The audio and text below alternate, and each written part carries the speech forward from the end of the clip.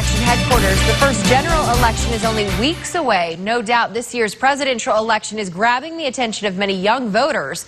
The Midland County Elections Office telling us they saw a huge increase from last year of young voters 18 through 24 registering to vote. Over in Howard County, the Elections Office working through a busy day yesterday with many people, both young and old, coming out to register to vote. Local 2's Tyler Wessner is live in the studio with how election officials feel about the registration turnout. Tyler. Hundreds of people came inside the Howard County Elections Office Tuesday on the last day to register to vote for the November election. And election officials tell me it was good to see the large turnout.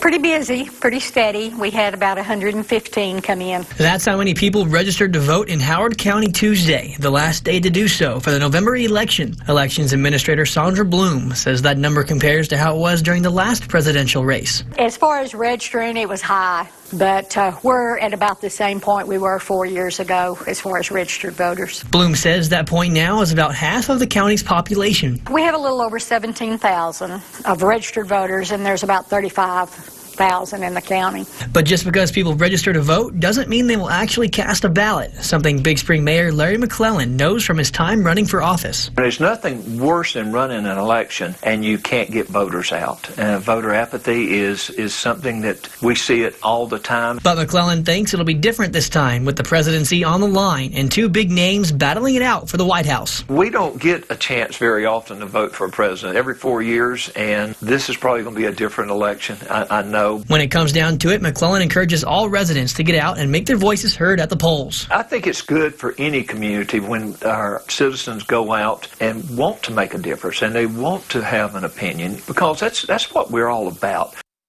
Early voting starts Monday, October 24th and runs until Friday, November 4th, with Election Day falling on Tuesday, November 8th. Live in the studio, Tyler Wessner, Local 2 News. The Midland County